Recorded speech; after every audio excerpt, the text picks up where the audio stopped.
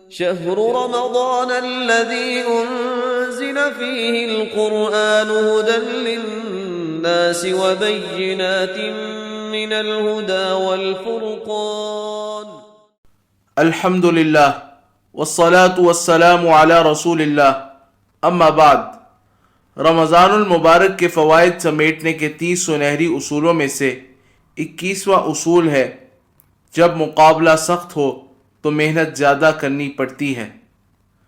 معزز سامعین، رمضان مکمل کا مکمل ایک مقابلہ ہے اور نیکی میں ایک دوسرے سے آگے بڑھنے کا موسم ہے۔ البتہ یہ ایک عام مقابلہ نہیں ہے بلکہ بہت سخت مقابلہ ہے، اور یہ قاعدہ ہے کہ جب مقابلہ سخت ہو تو محنت بھی زیادہ کرنی پڑتی ہے۔ معزز سامعین، اس ماہ میں مقابلہ کن میدانوں میں ہوتا ہے؟ مقابلے کا میدان عبادات و اعمال رمضان ہے۔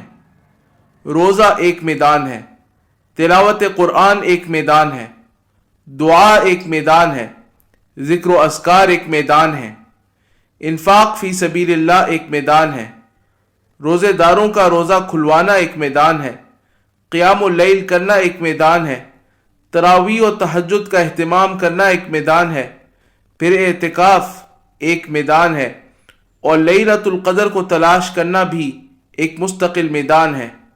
ان تمام مقابلوں میں شدید سخت مقابلہ ہوتا ہے۔ معزز سامعین، ویسے تو رمضان کے تمام ایام میں یہ مقابلہ بہت سخت ہوتا ہے، لیکن آخری عشرے میں تو یہ مقابلہ اپنے عروج پر پہنچ جاتا ہے۔ یہی وجہ ہے کہ نبی کریم صلی اللہ علیہ وسلم کے بارے میں ام المؤمنین عائشہ رضی اللہ عنہا فرماتی ہیں کہ کان النبی صلی اللہ علیہ وسلم اذا دخل العشر شد مئزرہ واحیا لیلہ وایقظ اہلہ۔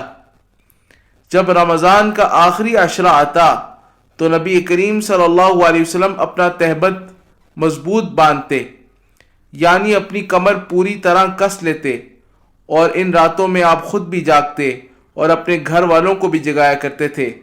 صحیح بخاری 2024۔ معزز سامعین، یہ بہت غلط روش ہے کہ انسان شروع میں تو خوب محنت کرے اور آخر میں جا کر سست پڑ جائے۔ بالاتفاق رمضان کا آخر اس کے اول سے بہت افضل ہے۔ اس میں لیلۃ القدر ہے۔ نبی کریم صلی اللہ علیہ وسلم اس کے حصول کے لیے اعتکاف جیسا شاق عمل کیا کرتے تھے۔ معزز سامعین، ہمیں بھی چاہیے کہ ابتدائے رمضان سے ہی ہم خوب محنت کریں اور بالکل بھی ڈھیلے نہ بنیں، اور پھر خصوصاً آخری عشرے میں تو اور زیادہ محنت کریں، اس لیے کہ جب گھوڑا دوڑ کے آخر میں ہو تو مزید تیز ہو جایا کرتا ہے۔ وباللہ تعالی توفیق، وصلی اللہ وسلم علی نبینا محمد وعلی آلہ وصحبہ اجمعین۔